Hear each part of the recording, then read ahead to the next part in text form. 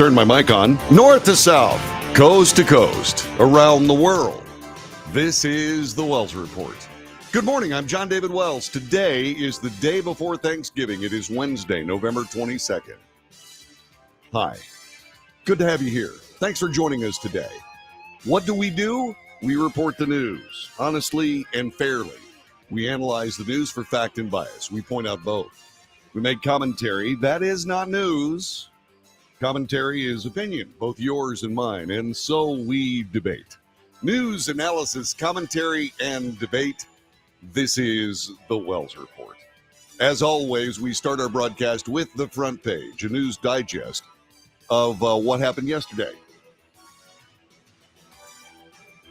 Time now for the front page, a news digest of what happened since the show yesterday and while we were asleep. The Israeli-Hamas war came up with a new and good circumstance. There's a deal to release Hamas hostages and a ceasefire. USA Today reports Israel's cabinet announced a ceasefire deal with Hamas early yesterday that would bring a temporary halt to the conflict and release dozens of hostages in a prisoner swap between the two sides. Under the deal, Hamas would free 50 of the roughly 240 hostages it's holding at the Gaza Strip over a 4-day period. The Israeli government said that it would extend the lull by an additional day for every 10 hostages that would be released. Most of those to be freed are women and children. The hostages would be released for an exchange of Palestinians in Israeli prisons. The Israeli government is committed to the return of all abductees, said Israeli Prime Minister Benjamin Netanyahu. He continued, quote, "Tonight, the government approved the outline for the first stage of achieving this goal, according to which at least 50 abductees, women and children, would be released for 4 days, during which there will be a lull in the fighting. The release of every 10 additional abductees would result in an additional day of respite." He also made it clear in an earlier statement, the deal is only a temporary measure. We are at the war, and we will continue that war. We will continue until we achieve all of our goals. High among them, he said, is that Gaza will not threaten Israel. He said Israel would resume its offensive against Hamas after the ceasefire expires. Relatives of Israeli hostages say, "We still haven't heard anything about those who will be freed." This from Fox News. The relatives of some of the Israeli hostages being held captive by Hamas inside the Gaza Strip tell Fox News they have not been notified yet who will be among the first hostages to be freed today as part of the recently brokered deal. "We haven't heard anything. We don't know anything yet. We're hopeful, but we don't know." This from Efrat Machikawa, who has not heard from her uncle, aunt, or 3 cousins since the October 7th attack, she said on Fox News. Gilly Roman, the brother of captive Yarden Roman, said, "We don't fully trust Hamas. We're talking about a very cruel terrorist organization, but we hope that they will stand up to the agreement that they have signed, and we will see on a daily basis more and more of our loved ones. It is a better morning than the morning we had yesterday, and we hope that tomorrow will be even better," said Roman. Hamas, for its part, officially approved the temporary ceasefire agreement with Israel. Hamas has approved the temporary ceasefire agreement with Israel that includes the release of hostages.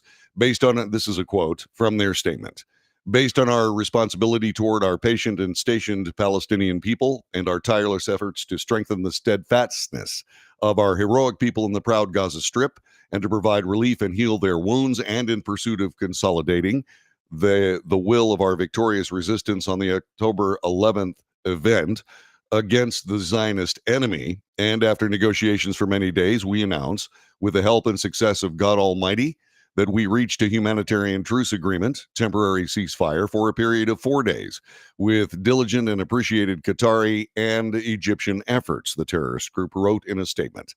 They continued, "The terms of the agreement were formulated according to a vision that aims to serve our people and strengthen their steadfastness in the face of aggression, and always pay attention to their sacrifices, sufferings, and concerns.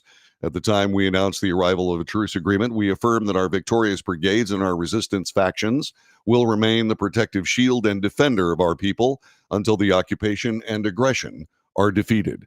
Hamas continued, We promise our people that we will remain loyal to their blood, their sacrifices, their patience, their bond, and their aspirations for liberation, freedom, and the restoration of rights, and the establishment of an independent Palestinian state with Jerusalem as its capital, with God's will. The IDF, for its part, continued its offensive just before the ceasefire, deadly airstrikes, ground raids, and so on. Residents in Gaza City reported to the Associated Press that fighting intensified overnight with gunfire and airstrikes. Quote, apparently they want to advance before the truce, unquote, said resident Nasser al-Sheikh, as he was quoted as saying.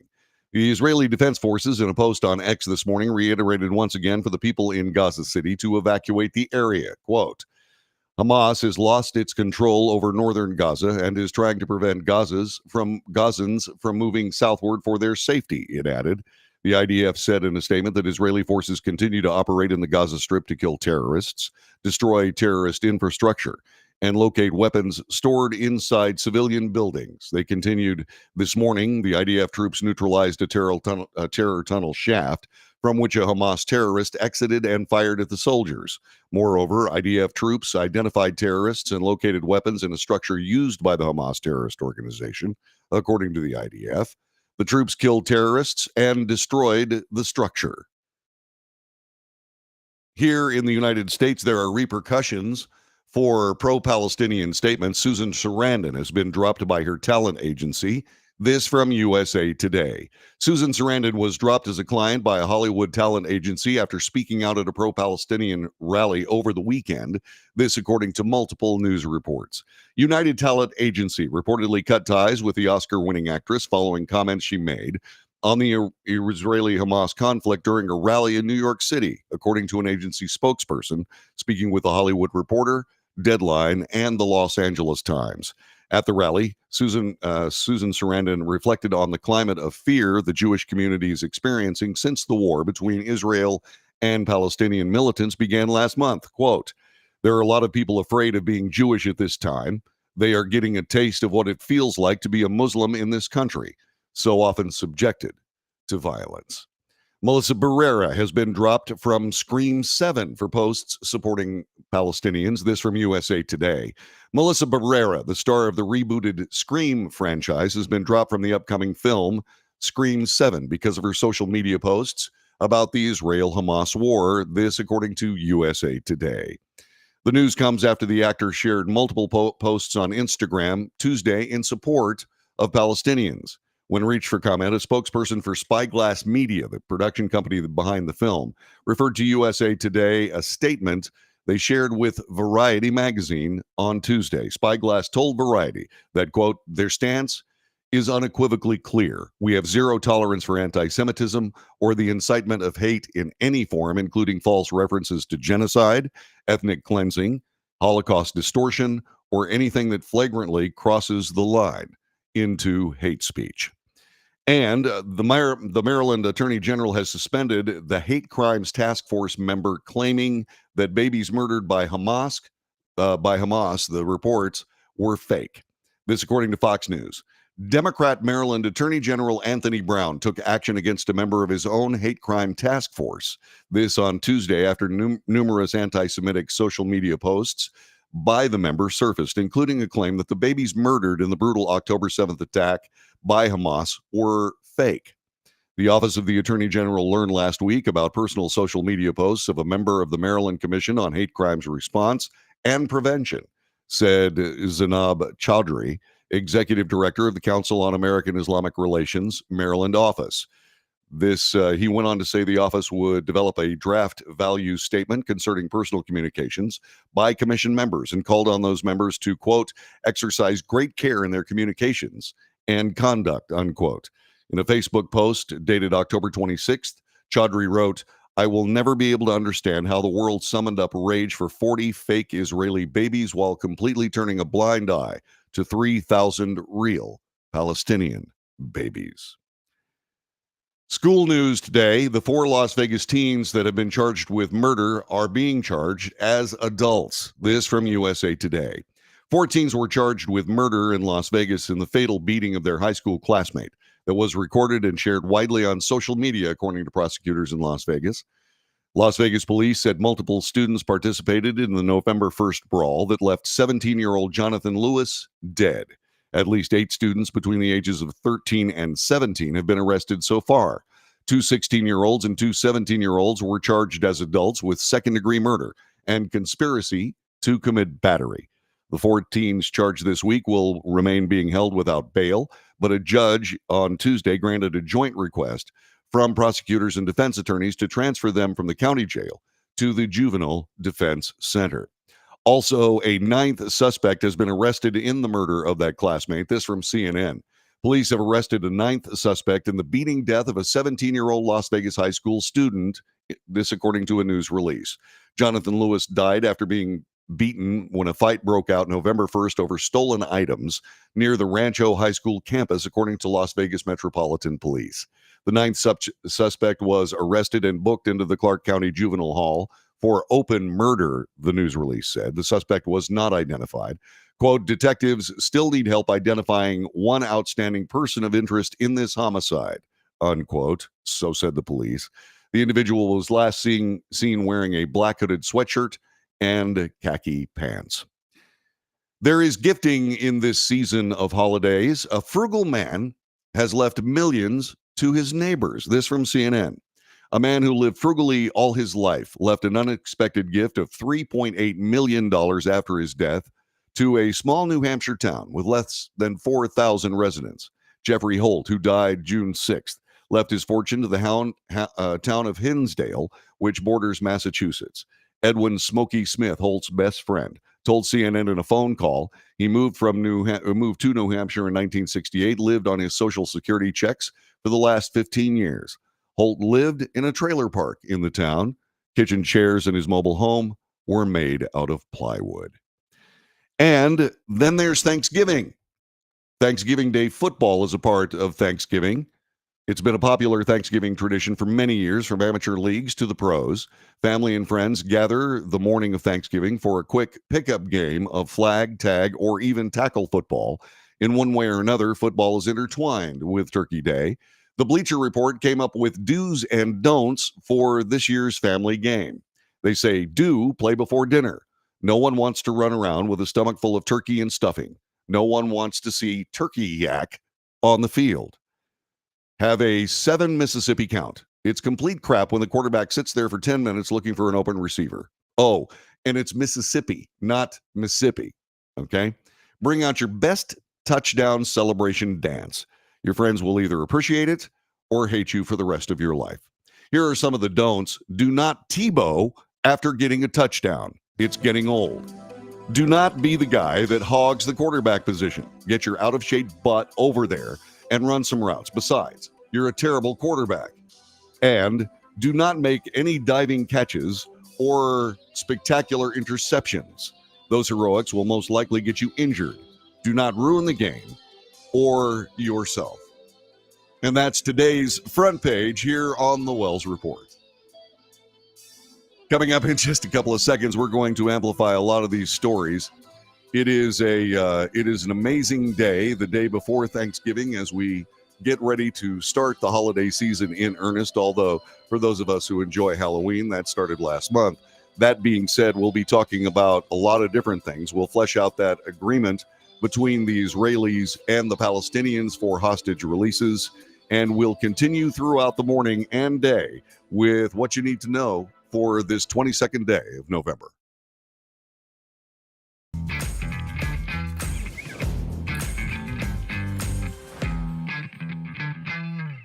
Greece is cheap. But the airfare costs a fortune. Paris? Not much closer, and again, airfare... What about Puerto Vallarta? Let's face it, flying anywhere is just too expensive. Wait, what's this? Low-cost airlines. With one call to low-cost airlines, you'll drastically slash your travel costs. We're talking insanely low airline prices to any of your favorite destinations. Where would you like to go? London, Rome, Costa Rica, Australia? Wow, that's cheap. So why wait? Call now to learn how crazy cheap it is to fly anywhere in the U.S. or international. Our prices are so low, we can't publish them. The only way to get them is to call to instantly hear the most amazing best deals on airline travel. It's that easy. So call now and start packing. Call 877 877-512-3895. That's 877-512-3895. 877-512-3895.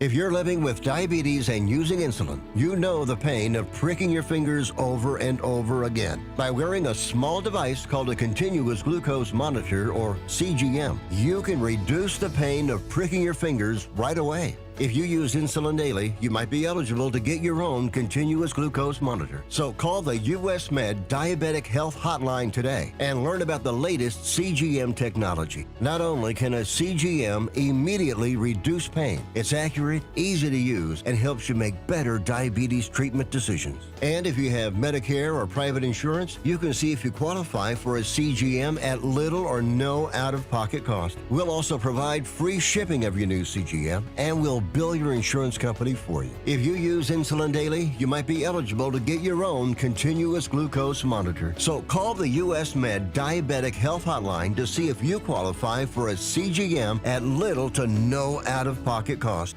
Nobody wants to get ripped off, broken into, or robbed, but nobody wants to pay a lot of money to have their home protected either. I've got an offer to tell you about to provide home security for your home for less than $1 a day. For real, with no installation or equipment charges. And this is from a company rated #1 by a leading consumer research company. According to the facts, most of you won't even call unless there's a burglary in your neighborhood or something bad happened. So let's give you a reason. Save money. For less than $1 a day with no other costs, you can get your home secured. Plus, get a lifetime equipment replacement warranty. You need protection for your home. Call the Home Security Hotline right now. Get your home secured for less than $1 a day, and every caller today immediately qualifies for free installation. Call now.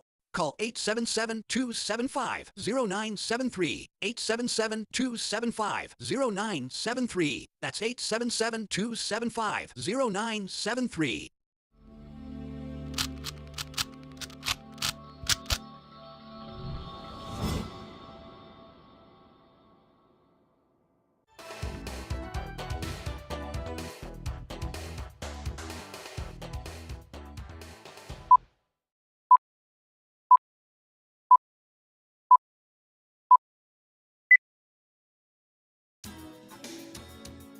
Good morning and welcome to the Wells Report. My name is John David Wells. And we do have good news coming from the Israeli-Hamas war. We'll get to that coming up in just a couple of moments. But there was a tragedy last night. It happened in Plano, Texas. A pilot flying a single-engine aircraft careened into a Texas shopping center parking lot. He has passed away, according to Plano Fire Department Lieutenant Daniel Daly. The pilot was the only person on board the small Mooney M20, which crashed north of the Dallas Air Park in Texas around 6 p.m. last night. This according to Federal Aviation Administration spokespeople. The aircraft landed in a parking lot less than a mile from the airport. The plane did not land on or collide with anyone, thankfully. Authorities have not identified the pilot. It's unclear what led to the crash. The aircraft became engulfed in flames, which Daly said eventually spread to an unoccupied vehicle nearby. Video taken by witness Corban Garcia showed first responders battling the fire around the plane's smoke-blackened frame, which it was crumpled just feet from a row of shops. Garcia said he first heard an explosion last night when he was leaving his workplace across the street from the shopping center. I looked up to the left, saw a huge plume of smoke. Honestly, what I saw was obviously the beginning of a tragedy. I looked up, saw the plane, and I thought it was a car fire until I saw the tail of the airplane. Then he reported that he was shocked. Another witness who was driving by, Sean Anderson, said he saw the plane in flight before it crashed and noticed it was moving unusually. The plane made a turn like it was going up, but it didn't look right, he said. When he looked back, he saw a billowing cloud of black smoke, and the plane had smashed into a parking lot in front of a diner. The National Transportation Safety Board will lead the investigation into the cause of the crash, according to the FAA, which is also participating in the inquiry. Obviously, you know, this is a time when no one wants to lose a loved one. Our thoughts go out to the pilot of that aircraft and his family. And we certainly hope that their grief is not long lasting, but always remembered. There have been some other pieces of information here. This from Trump World. Jeff McClooney, McConney. He is the former Trump Organization controller. After 4 days of testimony, 2 trips to the witness stand, Jeff McConney broke down into tears yesterday, telling the court the toll on the numerous investigations and accusations of misconduct that drove him to leave the company he had worked for after 35 years. Quote, "I just couldn't do it anymore. I wanted to relax and stop being accused of misrepresenting assets for the company that I loved working for." The emotional outcry came when Jesus Suarez, an attorney for former President Donald Trump, asked McConney before the lunch break why he had left the Trump Organization. Before answering the question, McConney took a long pause, removed his glasses, threw his arms in the air. Trump attorney Alina Habba mentioned to a court officer to bring a box of tissue. Judge Arthur Engoron gave her a thumbs up. He apologized. The witness apologized for his emotional reaction. The former longtime Trump controller, who was a co-defendant in the civil fraud trial, said being subjected to several subpoenas and testifying in connection to multiple government cases accusing him of wrongdoing had taken a serious toll on him. Pausing at times to wipe his eyes, McConney gave a lengthy answer describing his love for working for the company and said he remains very proud of his 35-year career. "I feel proud about what I did. I think everything was justified. Numbers don't represent fully what these assets are worth," said McConney. "I got to do a lot of things normally an accountant wouldn't be able to do. I was very proud of the work that I had done for 35 years." The human toll of all of this, especially when considering that most Americans believe all of this is basically political in nature, cannot be overstated. There are an awful lot of people being damaged by all of this. And if indeed all this is a political exercise, like I said, most Americans believe it to be just exactly that, then people need to perhaps reevaluate how they handle themselves, especially in a holiday season devoted to kindness and not retribution. This is the Wells Report. John David Wells back with more coming up in just a couple of moments as we continue for Wednesday morning.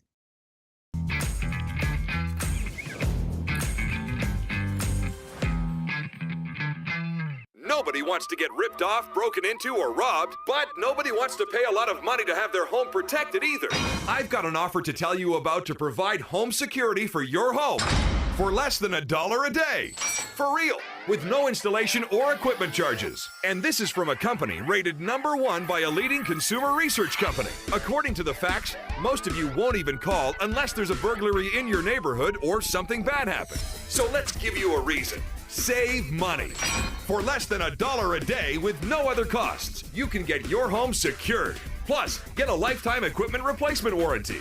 You need protection for your home. Call the Home Security Hotline right now. Get your home secured for less than $1 a day, and every caller today immediately qualifies for free installation. Call now. Call 877-275-0973. 877-275-0973. That's 877-275-0973.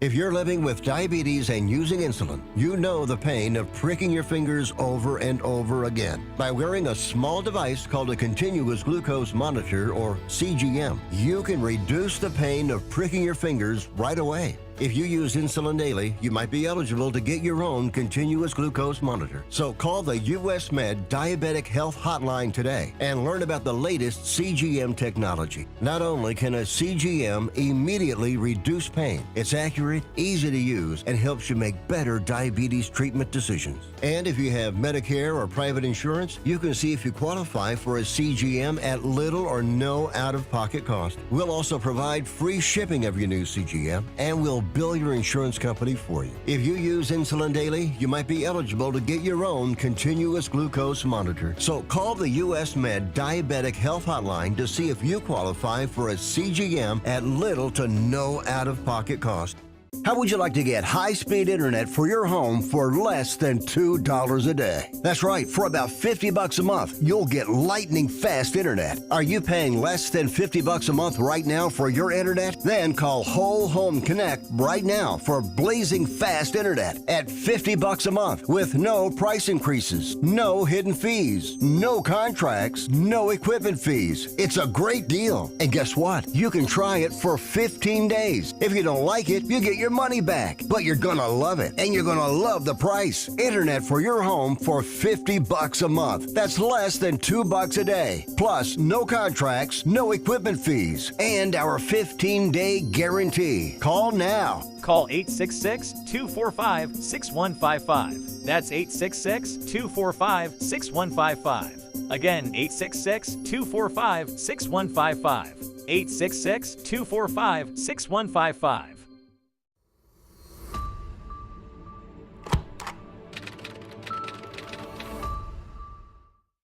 Greece is cheap. But the airfare costs a fortune. Paris? Not much closer, and again, airfare... What about Puerto Vallarta? Let's face it, flying anywhere is just too expensive. Wait, what's this? Low-cost airlines. With one call to low-cost airlines, you'll drastically slash your travel costs. We're talking insanely low airline prices to any of your favorite destinations. Where would you like to go? London, Rome, Costa Rica, Australia? Wow, that's cheap. So why wait? Call now to learn how crazy cheap it is to fly anywhere in the U.S. or international. Our prices are so low, we can't publish them. The only way to get them is to call to instantly hear the most amazing best deals on airline travel. It's that easy. So call now and start packing.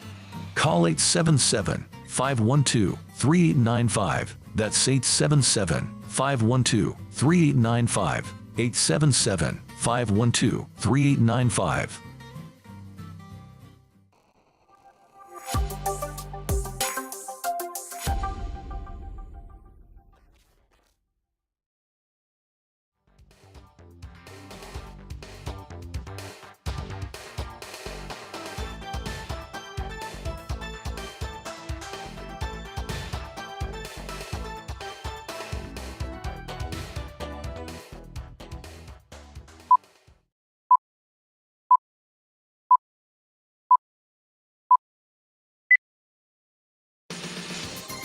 This is the Wells Report. I am John David Wells. Our telephone number is 817-379-2172, 817-379-2172. Thanks very much for joining us. A lot of people checking in on the chat room. You can find that at Facebook, YouTube, X, Twitch, Rumble, and Patreon.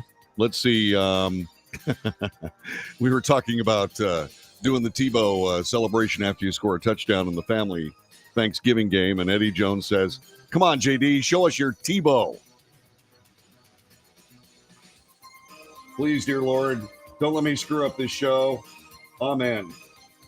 There you go. That's the best I got. Let's see. Gary says that this is Israel trying to survive. Look at how they are surrounded. Michelle Larrabee says, "Happy Thanksgiving." Well, thank you very much, Ms. Michelle, and good morning right back to you. There is good news coming out of the Israeli-Hamas war. The Israeli cabinet announced a ceasefire deal with Hamas. This happened early today, that would bring a temporary halt to the conflict and release dozens of hostages in prisoner swaps between the two sides.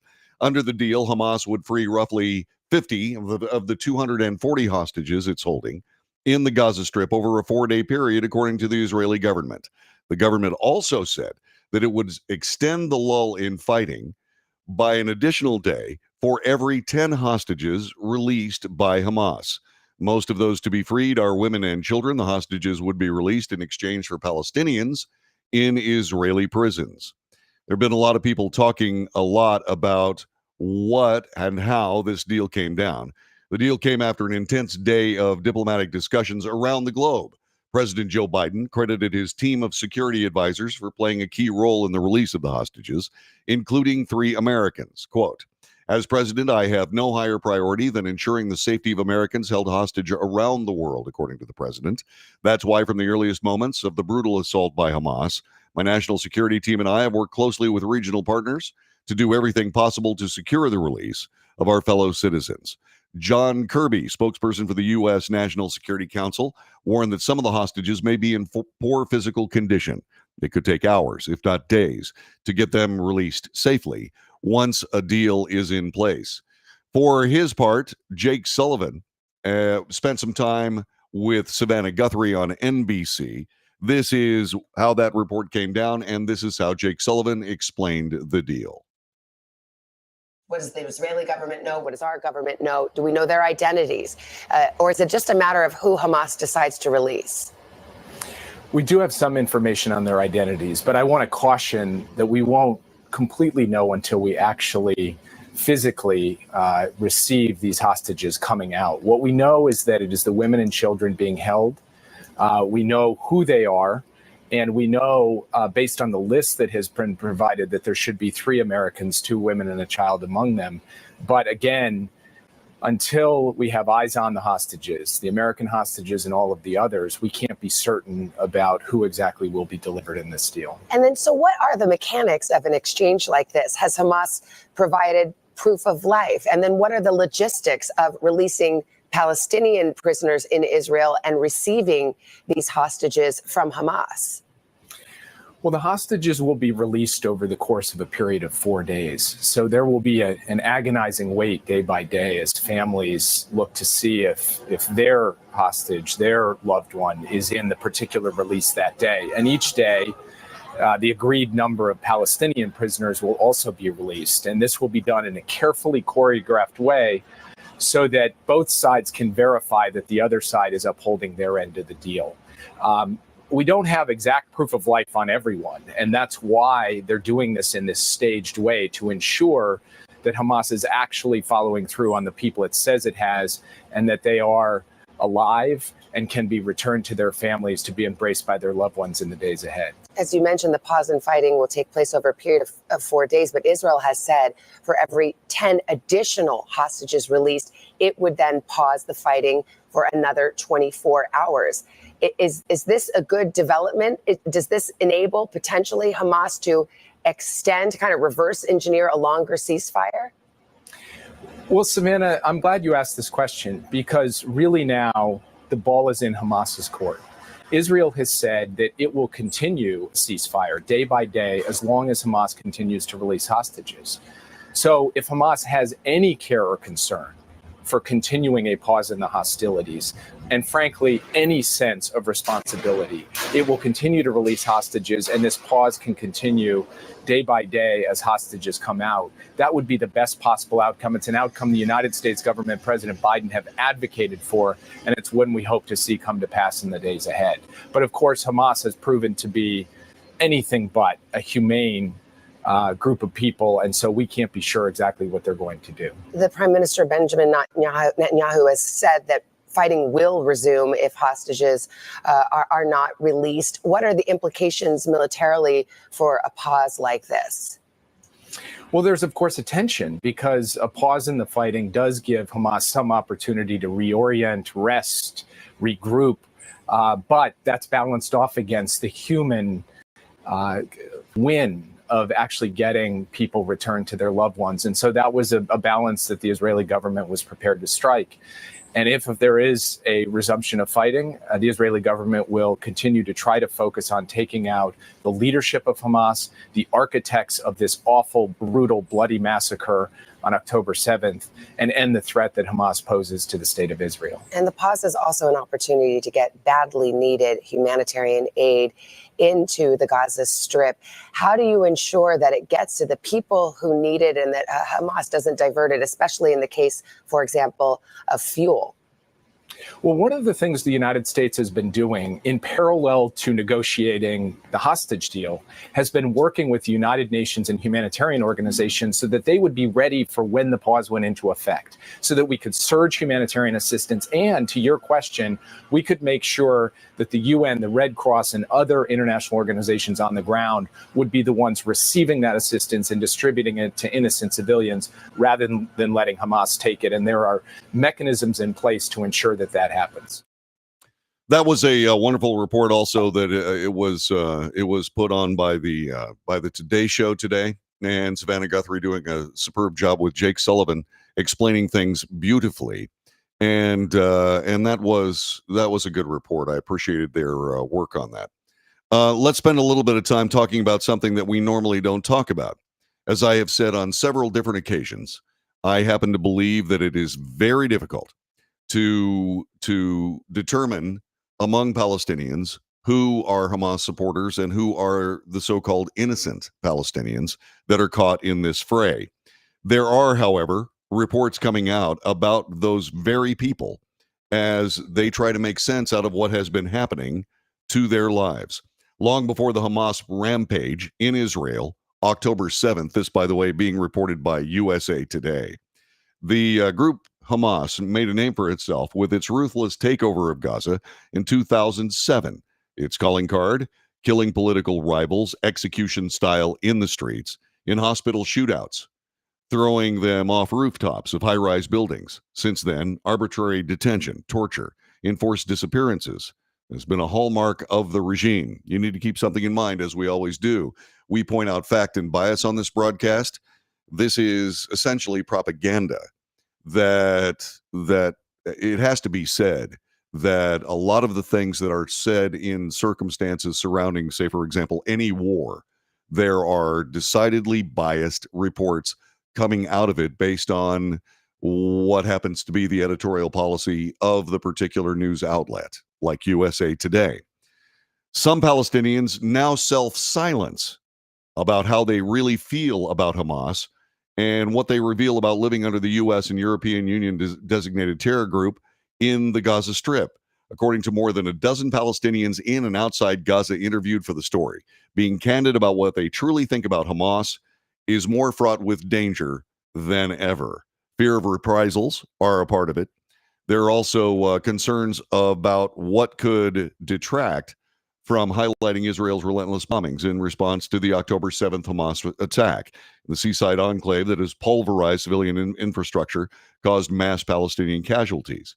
For the last 17 years, Hamas, whose 1988 founding charter called for the destruction of Israel to make way for a Palestinian state, has been accused by Western governments, human rights organizations, even Palestinians themselves in Gaza of corruption, restricting freedom of expression, and other abuses.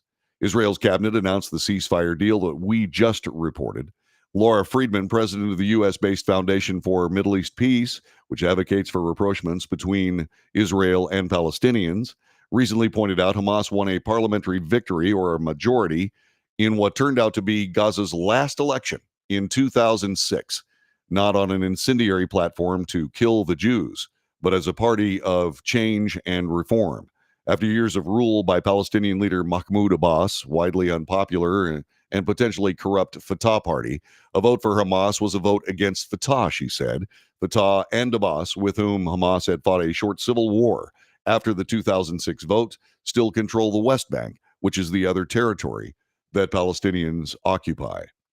Most people in Gaza, roughly 2.2 million people, are under 18. They were not yet born or children the last time there was an opportunity to express political will.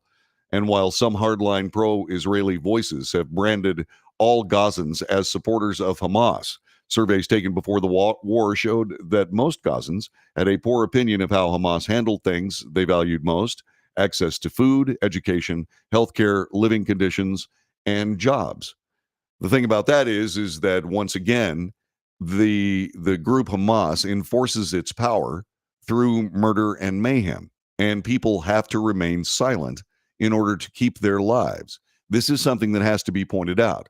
Now, earlier in the story, it points out that hardline pro-Israeli people say that there are no such things as Palestinian innocents. Well, I'm one of those people.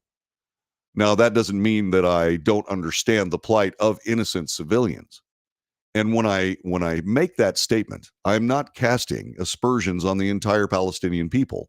What I am discussing is the actual effect of what Palestinians have done with themselves regarding the choosing of their leadership in the Gaza Strip. And while I am very sure that there are innocent Palestinians, we have seen them try to move south only to be stopped by Hamas. We've seen them trying to surrender to IDF officials only to be shot by snipers, not by Israeli snipers, but Hamas snipers. You have to understand that these people do live in a very difficult circumstance. On the other hand, you have to hold accountable the people that are accountable. Hamas certainly at the top of that list. And the people that refuse to remove Hamas as their de facto government, those people are also tainted by this entire terrorist regime. The surveys continued over Gazans living under Hamas rule. The surveys conducted by Arab Barometer, a nonpartisan network of U.S.-based researchers working with local partners across the West Bank and Gaza, revealed the majority of Gazans, 68%, believe they had no way to safely participate in peaceful protests against Hamas rule. They were also more likely to blame Hamas leadership than Israel for material shortages in their lives, despite a nearly 2-decade blockade from Israel and Egypt that has affected every aspect of life in Palestine, in Gaza. From there, they can live and study, where they can travel, and what health care they can access. Israel and Egypt says the blockades were necessary to prevent Hamas and other enemies from smuggling weapons into Gaza, and we have seen that has been largely unsuccessful. Some 73% of Gazans, according to the Arab Barometer survey, favored a peace deal with Israel. Most Gazans just want to be able to do their jobs, but support for the October 7th attacks has grown. Basically, most Gazans want to be able to do their jobs, have enough time and money to spend with their family, said Michael Robbins, one of the authors of the surveys, along with Amani Jamal, a professor of international affairs at Princeton and Stanford. Robbins said the surveys showed that there was a correlation between Hamas supporters who support armed resistance to Israel and Gazans who are better off financially. You can think of that as some of the Hamas corruption issues, access to food and money, and other things from the government itself. Hamas rewarding its own people. Now, as this is a complex topic, and there are certainly opportunities for people to believe as they choose, what we have here is we have an out-of-control terrorist force lording not just over the people of the Gaza Strip, but indeed creating fear among all people living around the Gaza Strip, as was shown in October 7th, the October 7th massacre. Hamas is a terrible organization. There are Palestinians that are not part of it. That being said, as they remain in Gaza, they remain a part of what Hamas, the government there, is essentially working through for whatever purposes they seem to be hold most important. But yeah, the people living in Gaza don't live great lives. The government, Hamas, takes an awful lot of that aid and repurposes it. The people actually in charge of Hamas, the leadership themselves, have been shown living in abject luxury, billionaires, in fact, in other Arab countries, as Gaza suffers. That's just one of the things about being fair in the reporting. This came out today, and I wanted to make sure that you knew about it as we continue with the Wells Report here on this Wednesday, the day before Thanksgiving. Coming up in just a couple of seconds, we'll touch back on that Las Vegas killing of a high school kid by other high school kids. It's next.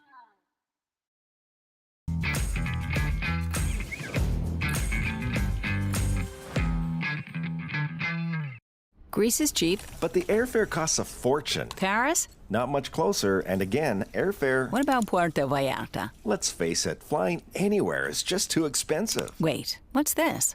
Low-cost airlines. With one call to Low Cost Airlines, you'll drastically slash your travel costs. We're talking insanely low airline prices to any of your favorite destinations. Where would you like to go? London, Rome, Costa Rica, Australia? Wow, that's cheap. So why wait? Call now to learn how crazy cheap it is to fly anywhere in the U.S. or international. Our prices are so low, we can't publish them. The only way to get them is to call to instantly hear the most amazing best deals on airline travel. It's that easy. So call now and start packing. Call 877-512-3895. That's 877-512-3895. 877-512-3895.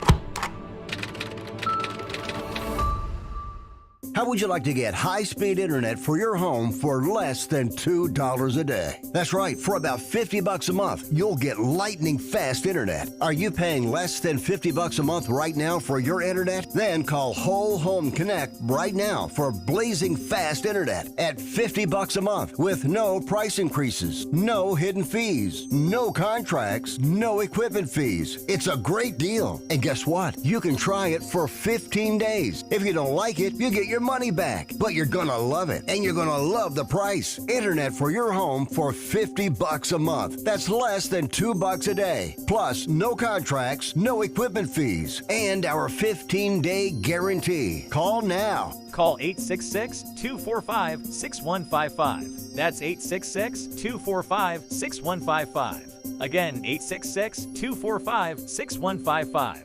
866-245-6155.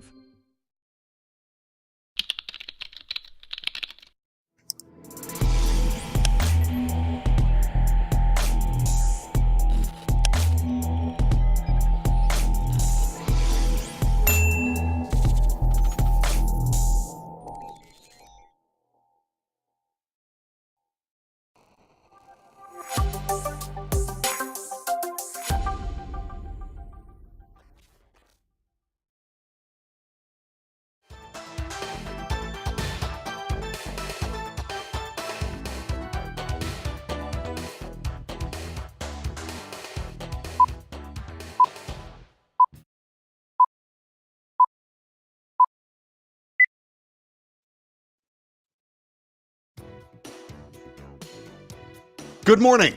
This is the Wells Report. Telephone number is 817-379-2172.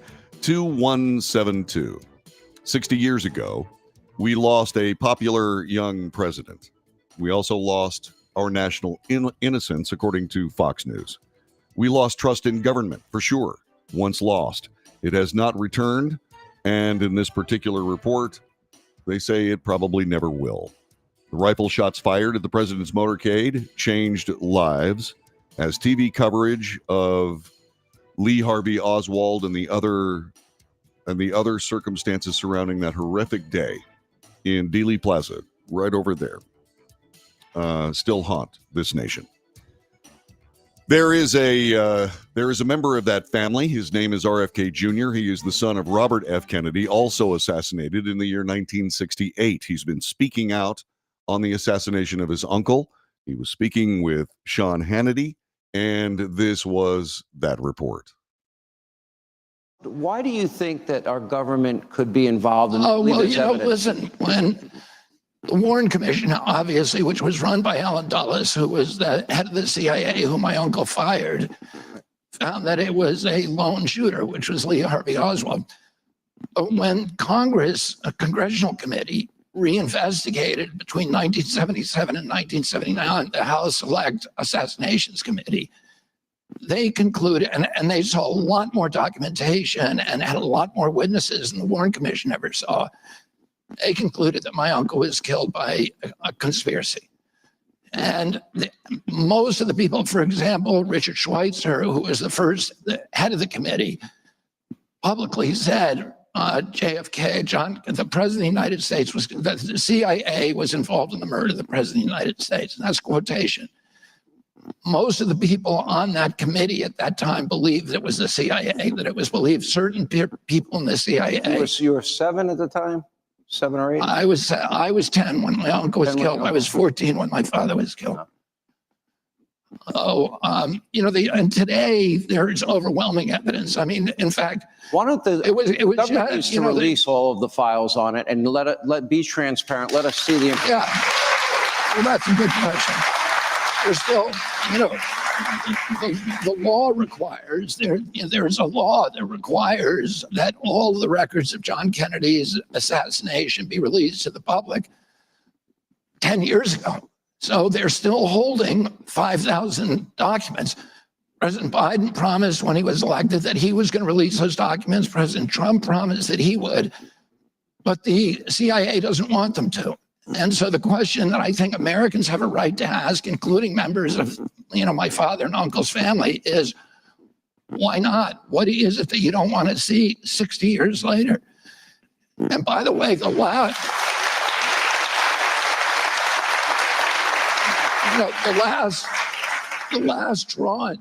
tranche of documents released had documentation in there that finally got even the New York Times to admit that Lee Harvey Oswald was a CIA asset, that he was working for the CIA. So, in America, if the Warren Commission had known that back in 1964, they would have had a very different time. And the House Assassinations Committee never knew that. That was released. We've known that we've had documentation that known that at least a decade. But some of that documentation became overwhelming in this last tranche. And finally, the mainstream media acknowledged that, yeah, he had this relationship with the CIA going back to 1957 or 1958.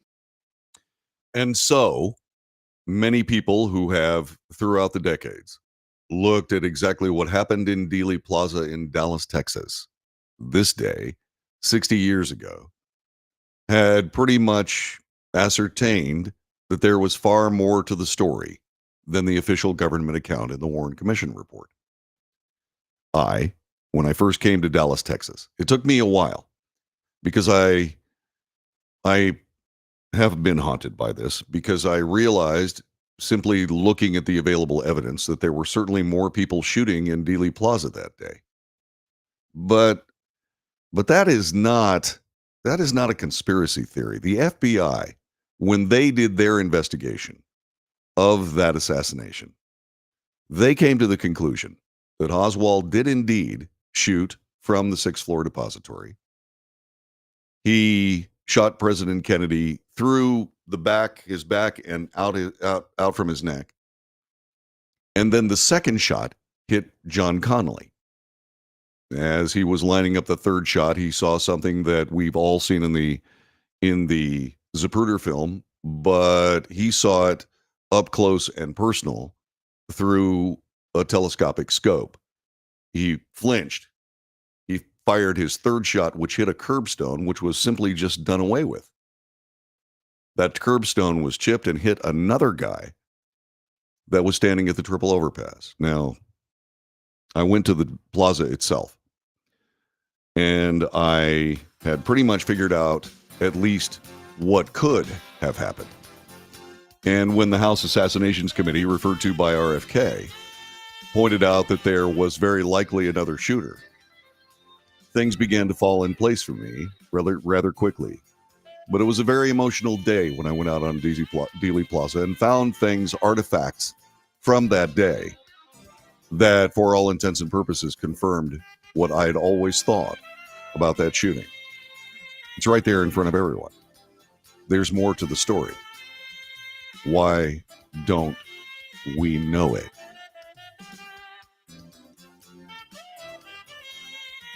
This is the Wells Report. My name is John David Wells. Coming up in just a couple of seconds, we're going to spend some time discussing just exactly what happens when you find yourself on the wrong side of a volatile issue.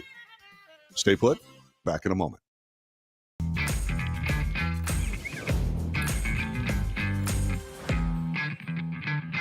How How would you like to get high-speed internet for your home for less than $2 a day? That's right, for about $50 a month, you'll get lightning fast internet. Are you paying less than $50 a month right now for your internet? Then call Whole Home Connect right now for blazing fast internet at $50 a month with no price increases, no hidden fees, no contracts, no equipment fees. It's a great deal. And guess what? You can try it for 15 days. If you don't like it, you get your money back. But you're gonna love it, and you're gonna love the price. Internet for your home for $50 a month. That's less than $2 a day. Plus, no contracts, no equipment fees, and our 15-day guarantee. Call now. Call 866-245-6155. That's 866-245-6155. Again, 866-245-6155. 866-245-6155.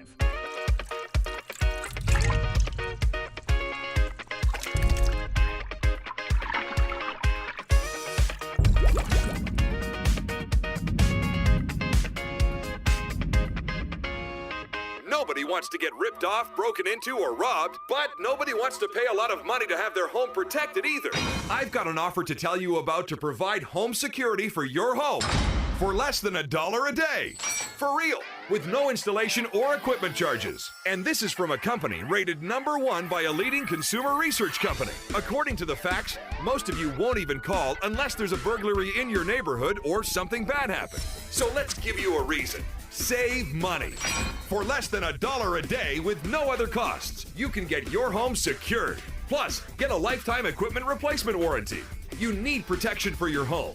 Call the Home Security Hotline right now. Get your home secured for less than $1 a day, and every caller today immediately qualifies for free installation. Call now. Call 877-275-0973. 877-275-0973. That's 877-275-0973.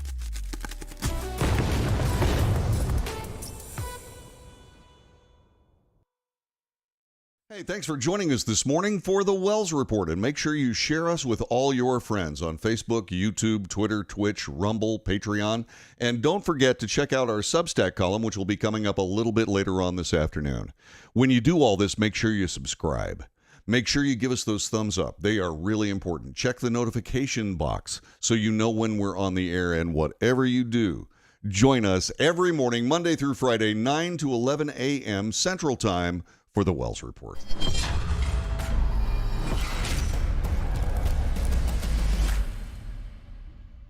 Greece is cheap. But the airfare costs a fortune. Paris? Not much closer, and again, airfare... What about Puerto Vallarta? Let's face it, flying anywhere is just too expensive. Wait, what's this? Low-cost airlines. With one call to low-cost airlines, you'll drastically slash your travel costs. We're talking insanely low airline prices to any of your favorite destinations. Where would you like to go? London, Rome, Costa Rica, Australia? Wow, that's cheap. So why wait? Call now to learn how crazy cheap it is to fly anywhere in the U.S. or international. Our prices are so low, we can't publish them. The only way to get them is to call to instantly hear the most amazing best deals on airline travel. It's that easy. So call now and start packing. Call 877-512-3895. That's 877-512-3895.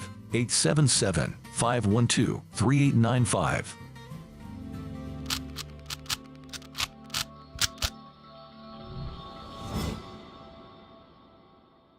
If you're living with diabetes and using insulin, you know the pain of pricking your fingers over and over again. By wearing a small device called a continuous glucose monitor, or CGM, you can reduce the pain of pricking your fingers right away. If you use insulin daily, you might be eligible to get your own continuous glucose monitor. So call the US Med Diabetic Health Hotline today and learn about the latest CGM technology. Not only can a CGM immediately reduce pain, it's accurate, easy to use, and helps you make better diabetes treatment decisions. And if you have Medicare or private insurance, you can see if you qualify for a CGM at little or no out-of-pocket cost. We'll also provide free shipping of your new CGM, and we'll bill your insurance company for you. If you use insulin daily, you might be eligible to get your own continuous glucose monitor. So call the US Med Diabetic Health Hotline to see if you qualify for a CGM at little to no out-of-pocket cost.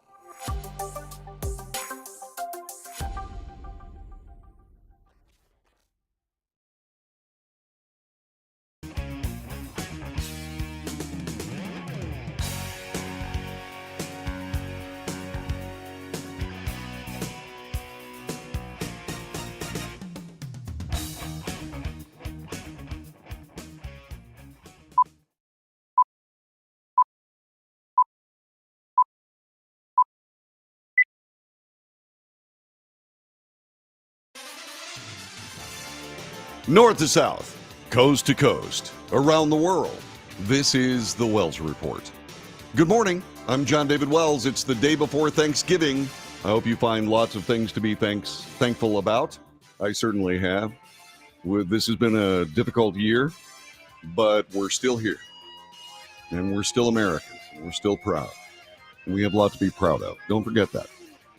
As we are bombarded by the din of what is disturbing news for most of us, we have to remember that we still live in the greatest country on earth.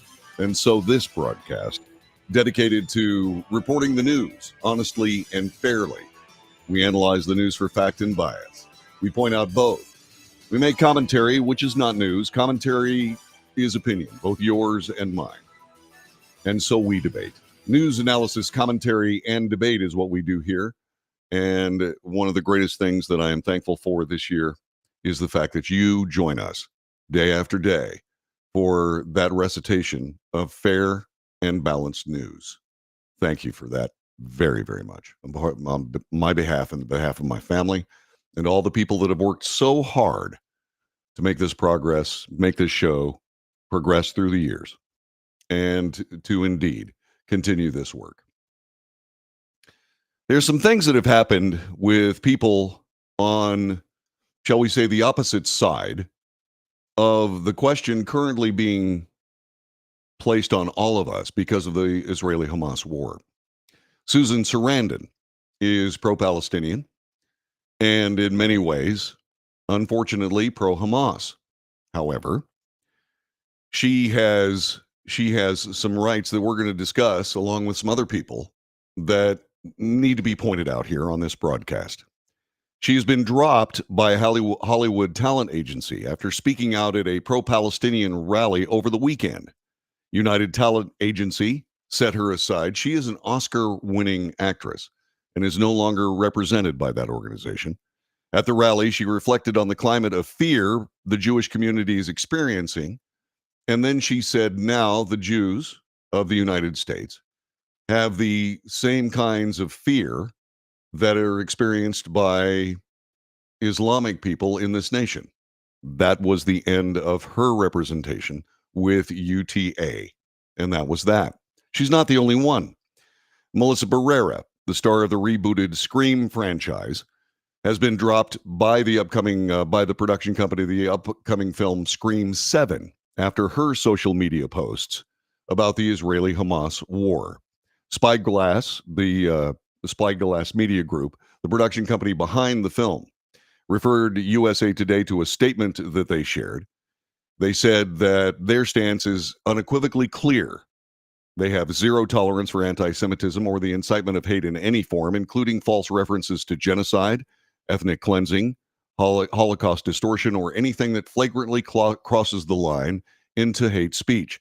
And so Barrera is no longer a part of Spyglass or that film. Further, Democrat Maryland Attorney General Anthony Brown has taken action against a member of his own hate crime task force. This happened yesterday after numerous anti-Semitic social media posts by the member of that hate group or that hate crime task force surfaced on her social media, including the claim that babies murdered in the brutal October 7th Hamas attack were fake.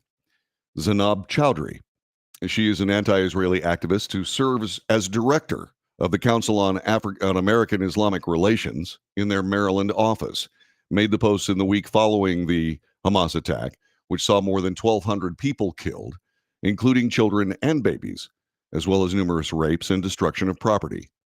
The Office of Attorney General learned last week about personal social media posts of a member of the Maryland Commission on Hate Crimes Response and Prevention. This, according to the executive director of the Maryland AG's office. Attorney General Brown has determined that Ms. Chowdhury's social media posts risk disrupting the work and mission of the commission. And he announced steps that he took today, that was yesterday, to ensure that the vital work of the mission of the commission can continue without interruption. He went on to say the office would develop a draft value statement concerning the personal communications by communications members and caution them to indeed be careful about what they discussed. In a Facebook post dated October 26th, Chowdhury wrote, quote, "I will never be able to understand how the world summoned up rage for 40 fake Israeli babies while completely turning a blind eye to 3,000 real Palestinian babies," unquote. She's been suspended. I don't know whether or not she is going to lose her position, although having a pro-Hamas person on a hate commission seems somewhat counterintuitive. Now, all that being said, what about the First Amendment? Many people say, hey, wait a minute. These people have the right to say what they want to in this country. You know, that is a valid point, right up to the point where what happens is that those particular pieces of free speech, if you want to call them that, delve into the support of terrorist organizations. All that being said, is there a separation between a professional endeavor and what you share on your personal social media? This has been something that has affected an awful lot of people, and certainly on subjects not having an awful lot to do with anything remotely resembling support of terrorism or hate speech or anything of the kind.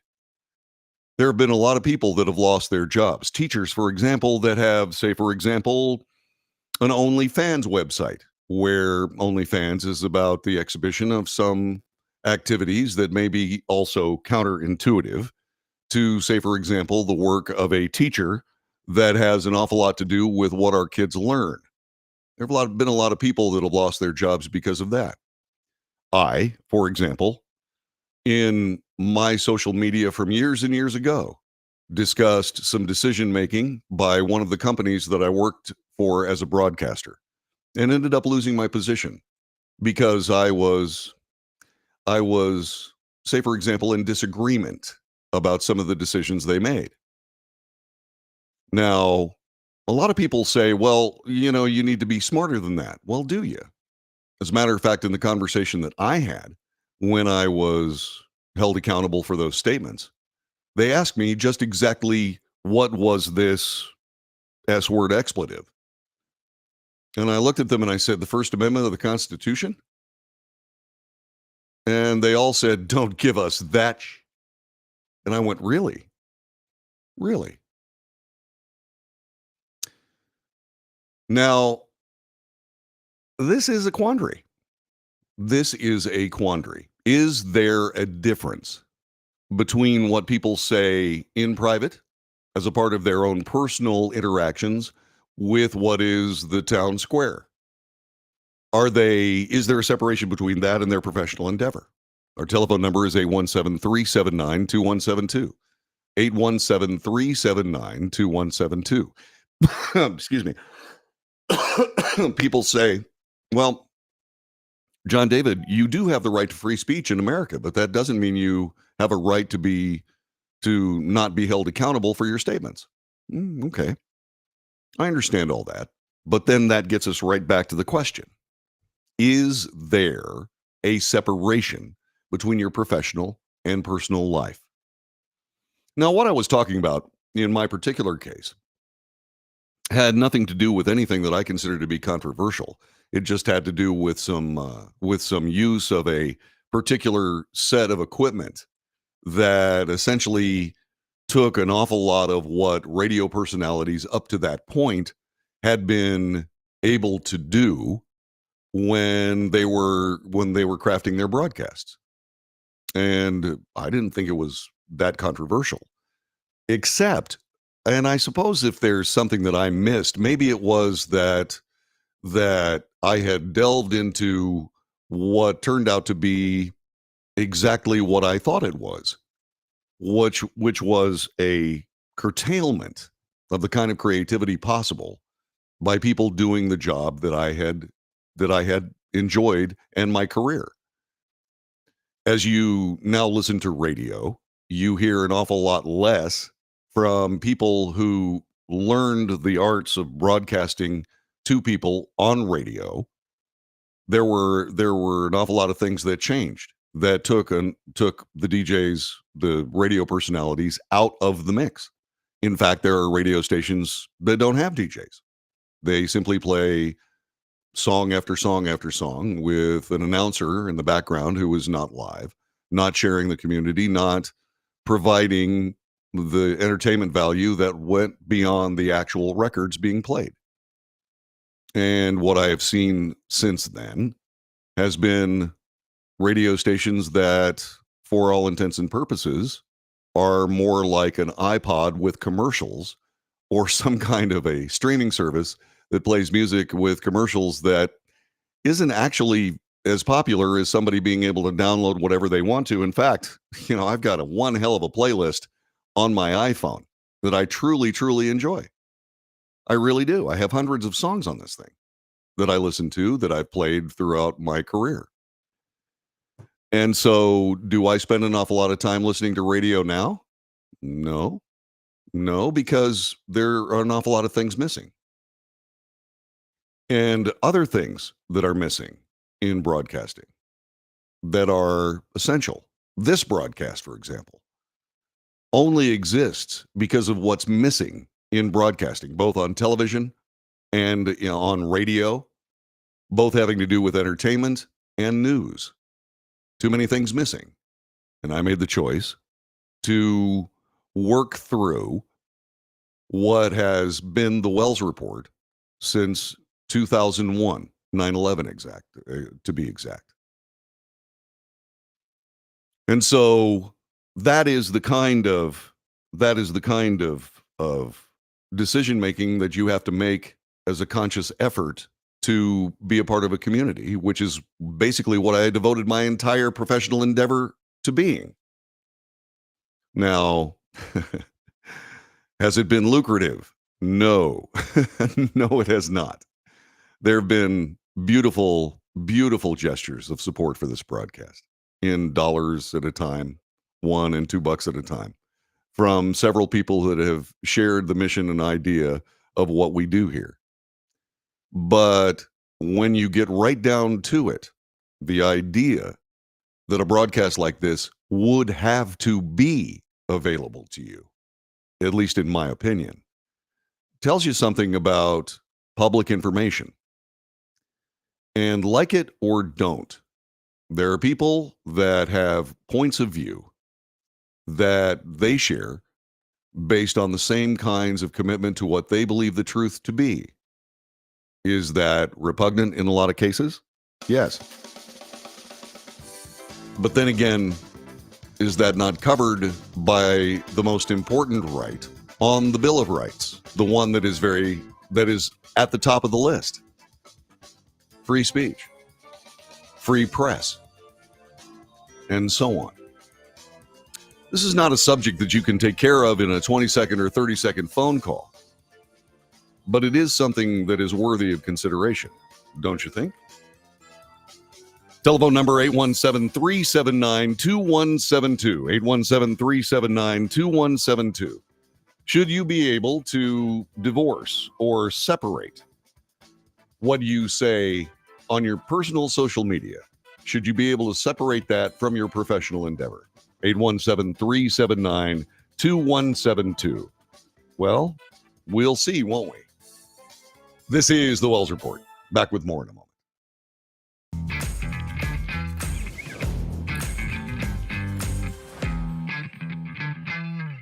Greece is cheap. But the airfare costs a fortune. Paris? Not much closer, and again, airfare... What about Puerto Vallarta? Let's face it, flying anywhere is just too expensive. Wait, what's this? Low-cost airlines. With one call to low-cost airlines, you'll drastically slash your travel costs. We're talking insanely low airline prices to any of your favorite destinations. Where would you like to go? London, Rome, Costa Rica, Australia? Wow, that's cheap. So why wait? Call now to learn how crazy cheap it is to fly anywhere in the U.S. or international. Our prices are so low, we can't publish them. The only way to get them is to call to instantly hear the most amazing best deals on airline travel. It's that easy. So call now and start packing. Call 877-512-3895. That's 877-512-3895. 877-512-3895.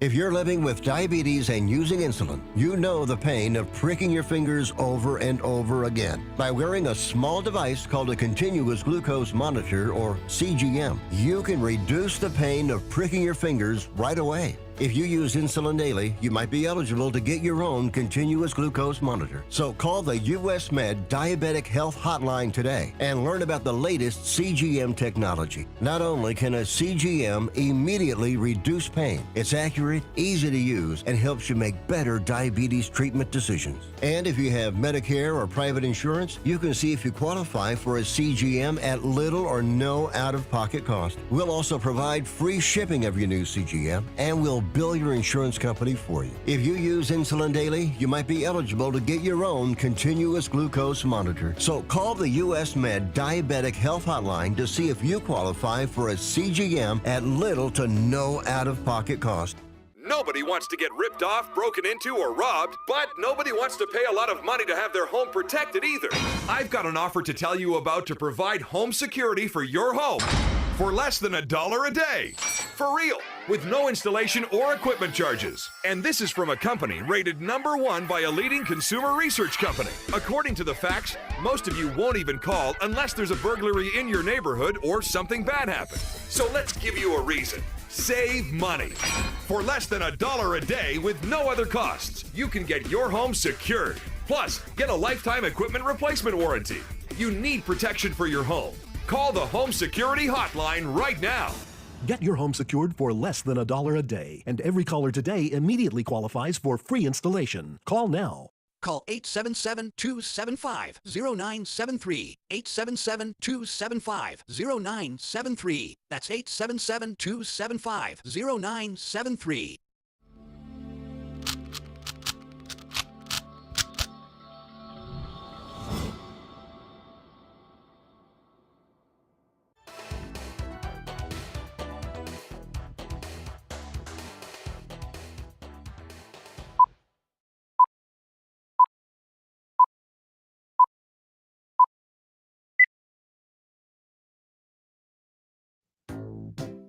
This is the Wells Report. Hi. It's the day before Thanksgiving. I will be off tomorrow and Thursday, returning on Monday for more of these broadcasts. So please, by all means, keep that in mind. Don't lose track of us. There have been a lot of people like me who have left their very nice broadcasting jobs in favor of podcasts. One of them is David Letterman. David Letterman was the longtime host of The Late Show, now being taken over by Stephen Colbert. And the other day, he showed up at the studio with Stephen on the broadcast to discuss a few things having to do with the differences between his show and Colbert's.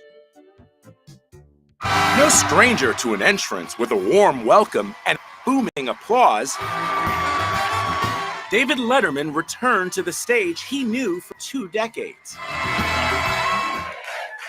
What happened? But this time as a guest, in the chair and not behind the desk. Welcome back, Dave. It's good to see you. Okay. It was the comedian's first time returning to the Ed Sullivan Theater since he hosted his final Late Show more than 8 years ago. This is the most enthusiastic audience I have been near since the night I announced I was quitting. On Monday's highly anticipated appearance, Letterman noted some things have changed around the theater. It's like a mall. It's unbelievable. But the road back to the Ed Sullivan Theater is something he never expected, as he told CBS Sunday Morning ahead of his final days in 2015. I don't think I'll ever be back in this building again, honestly. But he did, in fact, come back and updated his successor on life away from late night. My wife and I run a lot of errands, or we talk. The night concluded with a moment fans thought they would never see again.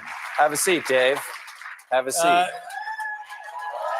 Letterman jumped back behind the desk.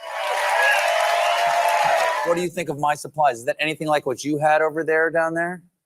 What, all this weed? The pair also closed out the episode by recreating a selfie they took when Colbert was a guest on Letterman's show way back in 2014. And since his exit from The Late Show, Letterman has been hosting a Netflix series, My Next Guest Needs No Introduction. What a great idea. To see the two of them together. I wonder what it was like for Dave to walk back in that studio where you were for so long. And have people cheering for you, much the same way that they did. Cheering, it was a tsunami of love for David Letterman. It was. And there's a good reason why. Did great work for a long, long time. It was a very fascinating and wonderful show. As a matter of fact, after Johnny Carson left, it became my de facto late night. I do have to tell you that I have a certain lack of enthusiasm for the work of Stephen Colbert. And I'm not the only one. There are an awful lot of people, say, for example, I don't know, there's some comedians that have stood up in the fray, and John Lovitz being one of them, and spent some time talking a little bit about late night television. He said that, in fact, the late night television was more of a circumstance whereby there was more politics than entertainment. And this is what he had to say regarding that particular issue. I think I've got time to, no, I don't. I'll have to play it on the way back. But John Lovitz said, hey, wait a minute. You know, what we're doing here is if I want to talk or know more about politics, I'll go to a place where I can find politics. And that is something that is very, very true. You know, people in the United States have an awful lot of choices for their entertainment. And the din of constant pounding of politics has taken a toll on this nation. And there should be a time where people have an opportunity to sort of just escape it a bit, don't you think? Now, I realize that I'm not one of those people that gives you that respite. No, I talk about the news and the issues of the day. And as this is a national broadcast, I have to talk about things of national import. And that leads me right back to the cesspool of politics. Maybe one of these days that will change. I certainly hope so, because I'm tired of it, just like you. But once again, these are important times, and we have to discuss important things in that particular context, at least as far as I know. The Wells Report returns in just a moment.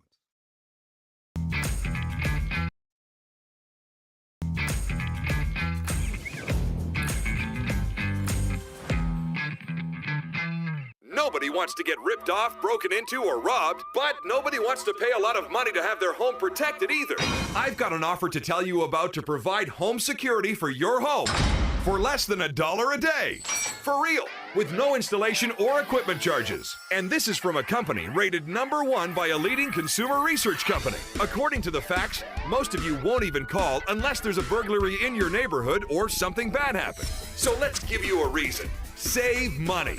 For less than $1 a day with no other costs, you can get your home secured. Plus, get a lifetime equipment replacement warranty. You need protection for your home. Call the Home Security Hotline right now. Get your home secured for less than $1 a day, and every caller today immediately qualifies for free installation. Call now. Call 877-275-0973. 877-275-0973. That's 877-275-0973.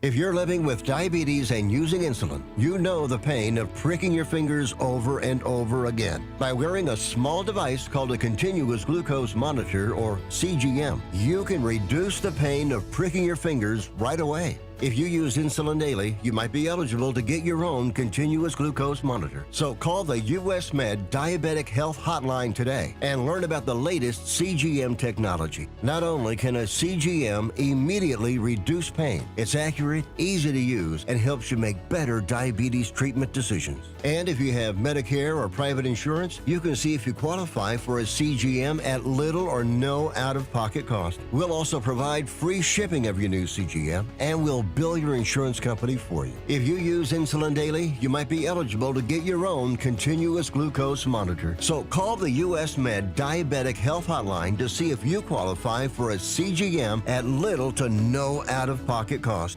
How would you like to get high-speed internet for your home for less than $2 a day? That's right, for about $50 a month, you'll get lightning fast internet. Are you paying less than $50 a month right now for your internet? Then call Whole Home Connect right now for blazing fast internet at $50 a month with no price increases, no hidden fees, no contracts, no equipment fees. It's a great deal. And guess what? You can try it for 15 days. If you don't like it, you get your money back, but you're gonna love it, and you're gonna love the price. Internet for your home for $50 a month. That's less than $2 a day. Plus, no contracts, no equipment fees, and our 15-day guarantee. Call now. Call 866-245-6155. That's 866-245-6155. Again, 866-245-6155. 866-245-6155.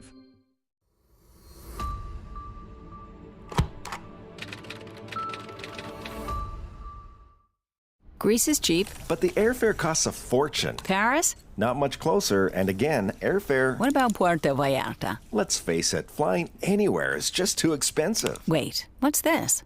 Low-cost airlines. With one call to low-cost airlines, you'll drastically slash your travel costs. We're talking insanely low airline prices to any of your favorite destinations. Where would you like to go? London, Rome, Costa Rica, Australia? Wow, that's cheap. So why wait? Call now to learn how crazy cheap it is to fly anywhere in the U.S. or international. Our prices are so low, we can't publish them. The only way to get them is to call to instantly hear the most amazing best deals on airline travel. It's that easy. So call now and start packing.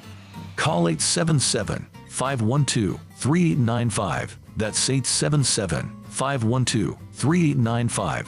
877-512-3895.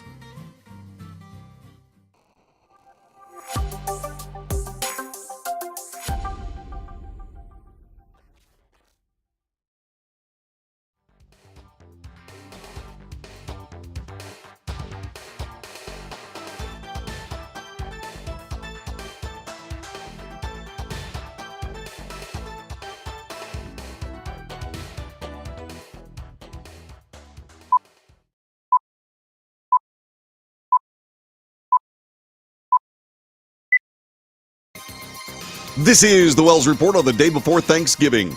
Lots of things to talk about when it comes to my favorite all-time holiday. Somebody was just asking me, what am I looking forward to during tomorrow's Thanksgiving celebration? What I'm looking forward to, and this may be counterintuitive, is an opportunity to remember all the incredible blessings I've had in this last year. To count my blessings is the most important thing. And I certainly hope that no matter how difficult your life has been this year, no matter how much angst you have dealt with based on anything having to do with this nation and what this means, or the information that you are bombarded with daily, all I can tell you is that I hope you spend some time searching beyond all that to the incredible blessings you have. I have 2 grandchildren. I actually have 3 grandchildren that I'm going to remember because their year has been spectacular. They've been so cool. I've just absolutely enjoyed the stylings of their early lives as they go through and discover the world around them. It's so cute and so amazing, and how the, you know, they've said out of the mouths of babes and so on. And I'm going to be thankful for that. But a lot of people, especially in younger demographics of our nation, are having a bit of trouble with not just Thanksgiving, but other family get-togethers. And the reason is because of the aforementioned angst, concern over what's going to happen when you get your family together. This came out in Fox News today. Many young Americans are choosing to avoid the potential minefield of political discussions and tense debates among relatives by ditching family gatherings. This, according to new polling information. A new political avoidance survey of over 2,000 Americans conducted by Harris Polling revealed that 51% of Generation Z opts to skip family gatherings, while 4 in 10 Generation Z and Millennials, 38%, admit to dreading such gatherings due to the looming specter of political debate. That's a stark contrast to the 20% of Generation X and Boomers who share the same sentiment. The survey was conducted online in the U.S. by Harris Polling from November 11th through the 12th, among a nationally representative sample of 2,095 U.S. adults. The research subjects were comprised of 234 Generation Z, that's ages 18 to 25, 701 Millennials, aged 26 to 41, and 544 Generation X, ages 42 to 57, and then 616 Boomers, aged 58 and older. The Harris poll found that 48% of Generation Z and Millennials admit they have a hard time controlling their emotions during political discussions. Over half say they curate social media to avoid politics. 41% also admit to secretly unfollowing people based on their political content. Generation X and Boomers opt for peace. Generation Z and Millennials deem certain topics off limits, according to the poll. Speaking to the concept of the silent majority, Harris Polling discovered that 85% of Americans keep their political opinions close, even when it comes to close family and friends. Additionally, younger generations tend to be more reserved about politics than older generations, even when it comes to their romantic partners or spouses. As you know, my wife, Susan, is a Democrat, and I have lots of Democrat friends. And the reason that we have lots of Democrat friends, and we're still friends, is because I'm pretty much interested in hearing what they have to say. I will ask certain questions that are framed by manners and politeness. And but when things get to be too heated, I'll just simply listen. And that's a skill that I count as perhaps one of the most important ones, is being able to listen to what somebody else has to say. Even in my professional endeavors, when I interview somebody, I spend far more time listening than I spend speaking. I wish more people in this industry would do that, Sean Hannity. But I'm sorry, Sean, I'm just playing. Ish. Anyway, the thing about it is that my parents, my dad mostly, hardcore Democrat. My father-in-law, hardcore Democrat. It's been interesting to see, as time has gone by, how he has dealt with some of the questions I asked years and years ago. Because, and I have an advantage, I've been doing this now for almost 23 years, well, 22 years and change. And so I've spent my entire life, both personal and professional, trying to get better at this job, trying to learn the things necessary to be able to provide a a reasonable recitation, reporting, and perspective on what we deal with. And it has cost me friends. It has. I was and am a Trump supporter. I have supported Donald Trump. And a lot of my friends said they couldn't have a relationship with me based on the fact that I would vote for somebody like that. Well, I wasn't voting for Donald Trump. I was voting for the United States of America as I understand it. I was voting for a government that works for the people as opposed to exploiting the people. And I believed then, as I believe now, that Donald Trump's presidency was instructive and necessary for this nation at the time of his presidency. Now, have I made the decision to vote for him in the future? Not necessarily. I'm waiting. I'm waiting for somebody to break through. I'm waiting for somebody to do the things that are absolutely necessary for the sake of this nation. And so I'm waiting to see just exactly how we're going to clean up the Justice Department, how we're going to clean up the FBI. And as we unfortunately have discovered yet again, the CIA needs some work too. And just exactly what does DHS do? It certainly has nothing to do with the Department of Homeland Security.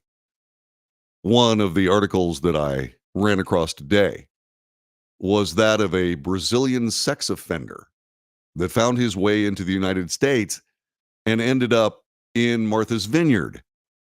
The coverage would not say how he entered the country or by what route. But I can put two and two together. For example, an illegal immigrant that ended up in Martha's Vineyard may have been a guy that came across the southern border. We already know that terrorists have made that trip. We know that deadly drugs make that trip. And these people were put on buses and sent to Martha's Vineyard. But the mainstream media refuses to report the possibility that this guy, who was just an egregious sex offender, he's currently being processed. He's going to be extradited back to Brazil to face whatever charges await him there. Now, once again, we don't know whether he's actually guilty or not because there is a trial. And even in Brazil, there are times when you get to be innocent until proven guilty. But that being said, we have very serious problems here. And when it comes to immigration, none of this would have come to the fore had it not been for the fact that the governor of this state, Ron DeSantis of Florida, and of Arizona, if they hadn't started sending those people to sanctuary cities around the country, none of this would be anything close to anything it wasn't before, which was all these border states dealing with the onslaught of people being invited to this nation illegally. And we have bad guys that are showing here. And so when you start thinking about these upsetting things, is that something that you want to talk about during Thanksgiving? And also, I've noticed something about Generation Z and millennials. Generation Z and millennials are extremely opinionated and are not interested in having any of their opinions challenged or even discussed. And also, I've noticed a certain, shall we say, deterioration in just basic manners. And so when I find myself in a position where I'm dealing with folks that have different points of political endeavor or belief, I'm more interested in listening to what they have to say. Now, there are times when you are pushed into a discussion that you really don't want to have. What do you do then? Well, you handle it as gracefully and as graciously as you possibly can. At least that's what I do. Not that I'm exceptionally gracious. I am pretty polite. My manners are pretty intact. And I have tried to pass those along to my children. And in most cases, I've been successful. But I find it very interesting when you start talking about someone, and Harris Polling said, why don't we ask these people what they think about family get-togethers? And we find that those get-togethers are an awful lot less familial than they used to be. And that, I think, is how families begin to split apart. And it's sad. And something I think that we should all keep in mind, especially when we're counting our blessings like I was suggesting before. There are other things that you need to keep in mind. For example, how to cook a turkey. I have watched as turkey preparation has changed over the years. And one of the most fascinating things that I've seen are people who want to deep fry turkeys. And people say, oh my goodness gracious, this is the way to do a turkey. I'm going, really? So you have a gigantic vat of 350-degree oil that is heated in some way, shape, or form. And what do you get? Well, you get a turkey that's essentially saturated with oil, as if you would need more calories to then decorate your middle with. Millions of Americans are preparing to cook their Thanksgiving bird. When it comes to cooking your own turkey, the chef in the home, no matter who that might be, tends to do his or her due diligence in terms of proper prep. There are some common mistakes that people tend to make. Chef Leah Cohen of New Jersey shared with Fox News some of those. People under-season their turkey. That's true. Cohen said one of the most common mistakes when people cook Thanksgiving birds is the seasoning or the under-seasoning of their turkey. Typically, people cook a whole turkey for Thanksgiving, which can make it difficult to season the inside of the meat. She recommends brining the turkey in advance to keep the moisture intact. The size of the bird depends how long I brine the turkey. You soak it in salt water. But at a minimum, you should brine it for 12 hours. Another mistake, having a dry turkey. Yeah, turkey tends to be on the dry side because it's low in fat. That is why fat is your friend when it comes to cooking turkey. Cohen says she makes a compound butter to rub under the skin of the outside of the turkey to help combat dryness. My compound butter consists of unsalted butter, garlic, rosemary, thyme, Lee Kum Kee soy sauce, and Panda brand oyster sauce. We also put onions and oranges inside our turkey to combat that dryness. Cohen said it's important to temper the turkey before putting it in the oven. The bigger the bird, the longer it takes to temper. The chef said she normally takes the turkey out of the refrigerator 2 hours before she plans to cook it. In other words, let it attain room temperature. That's a really good idea. The chef stressed it's important to cook the turkey on a roasting rack with a pan beneath it so you can catch the juices. Yeah, because that's turkey gravy. The rack allows for airflow at the bottom of the turkey, prevents it from directly meeting the bottom of the pan and saving it from being scorched or burned. And then people refuse to let the turkey rest after it's been cooking for a while. In the heat of the moment, people want to dig right into that turkey once they remove it from the oven, but wait. I usually let my turkey rest for about 20 minutes before cutting into it. Cohen noted letting the turkey rest is important to make sure the juices inside the turkey are fully soaked into the meat. Good. Man, that's good stuff. Those are really, really good things. There are a couple of other things that I happen to believe are mistakes. There is no such thing as post-turkey soup. There's no such thing as post-turkey soup. There is such a thing as the intention to make post-turkey soup. And how do you do that? Well, you take the turkey carcass following the feast, and you put it in a large pan or pot full of water. You put a cover on it and just let it soak. And then you forget about it. And then it begins to fester and rot and deteriorate and turn gelatinous. Gelatinous, stinky, rotten turkey mass is what you end up with, and that is not a good basis for soup.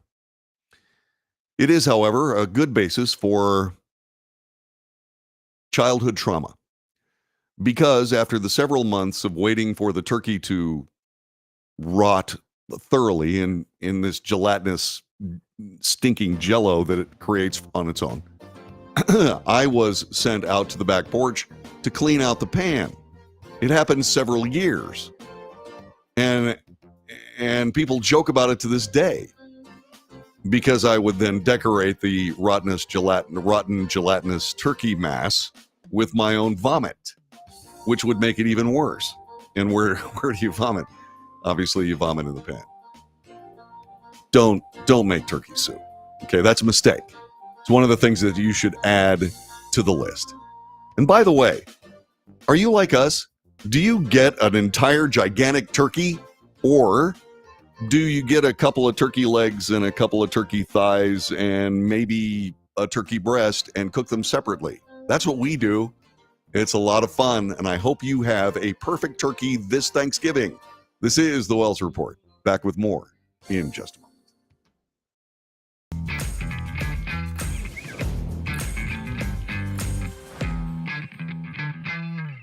Greece is cheap. But the airfare costs a fortune. Paris? Not much closer, and again, airfare... What about Puerto Vallarta? Let's face it, flying anywhere is just too expensive. Wait, what's this?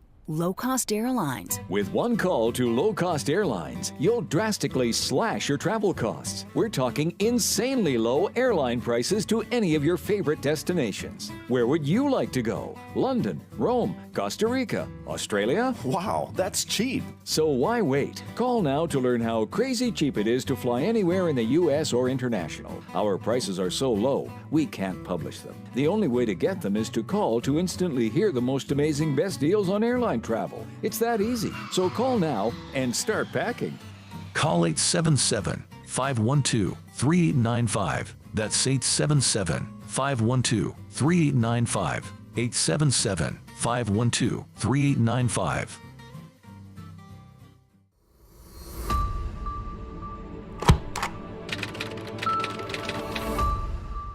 How would you like to get high-speed internet for your home for less than $2 a day? That's right, for about $50 a month, you'll get lightning-fast internet. Are you paying less than $50 a month right now for your internet? Then call Whole Home Connect right now for blazing fast internet at $50 a month with no price increases, no hidden fees, no contracts, no equipment fees. It's a great deal. And guess what? You can try it for 15 days. If you don't like it, you get your money back, but you're gonna love it, and you're gonna love the price. Internet for your home for $50 a month. That's less than $2 a day. Plus, no contracts, no equipment fees, and our 15-day guarantee. Call now. Call 866-245-6155. That's 866-245-6155. Again, 866-245-6155.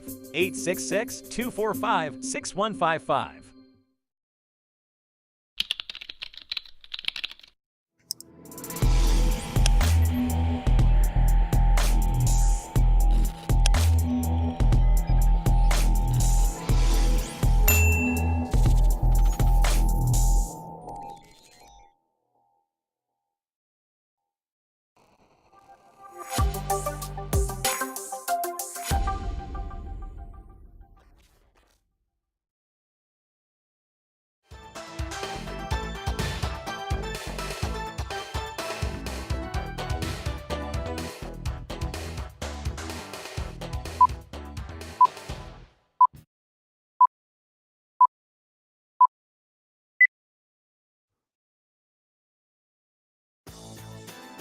The Wells Report in progress for the day before Thanksgiving. As I said a couple of minutes ago, I will not be here tomorrow or on Friday. Black Friday is going to be a day that I am going to essentially try to avoid any kind of public displays of my person, insofar as it is the first official shopping day before Christmas.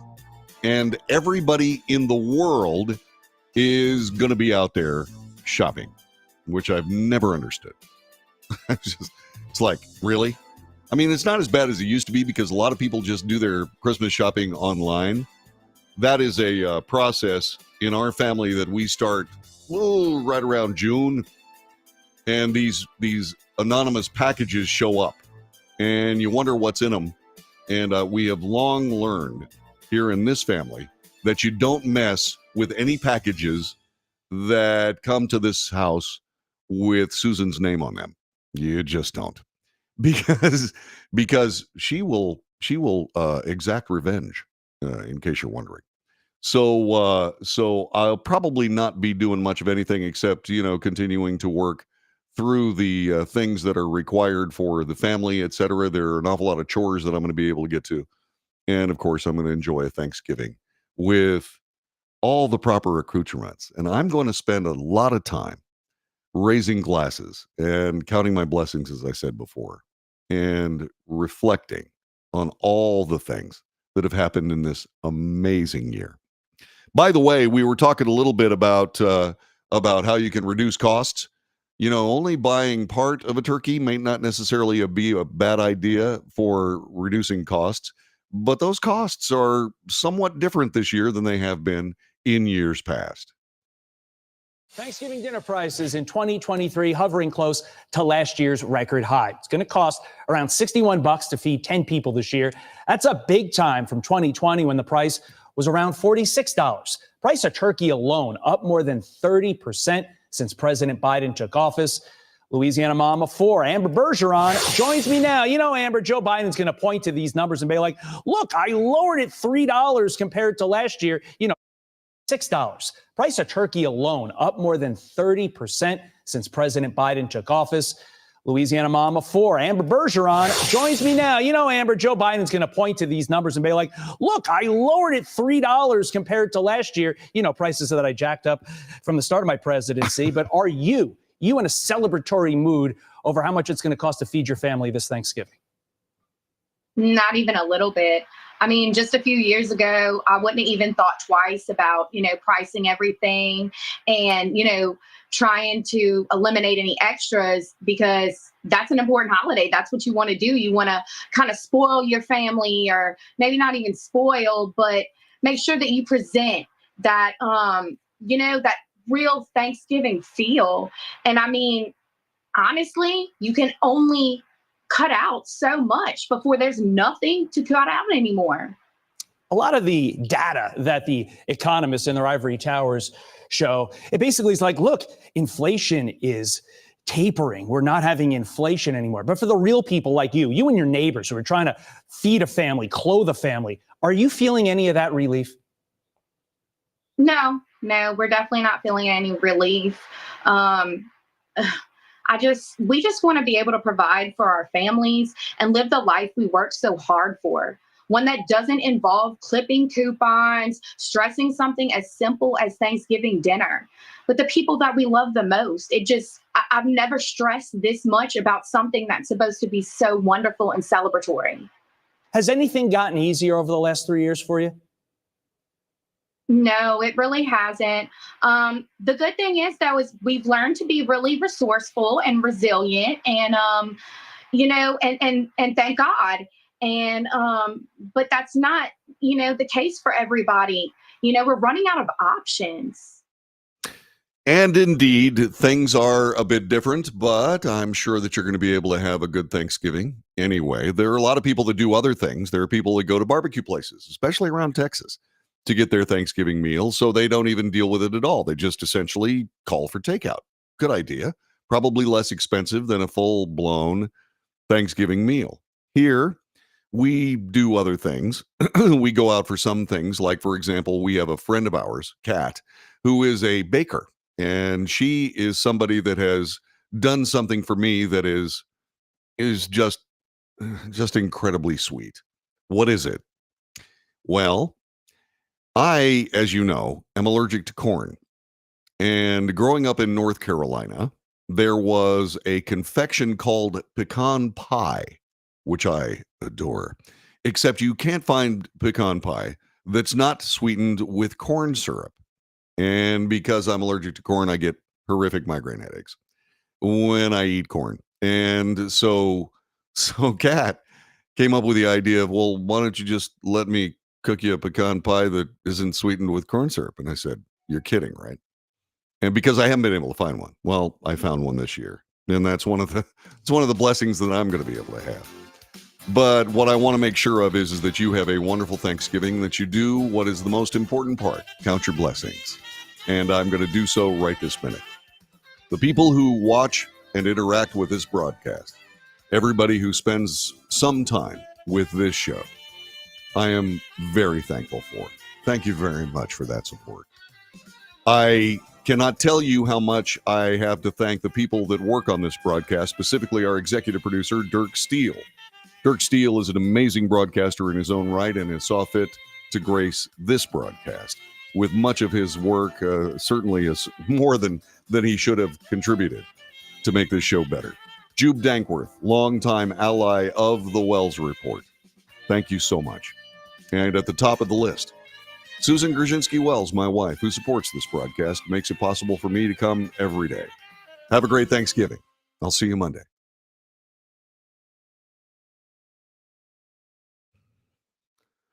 All right, beloveds. You guys have a wonderful, wonderful weekend. And like I said, I'll see you Monday. Take good care and love one another.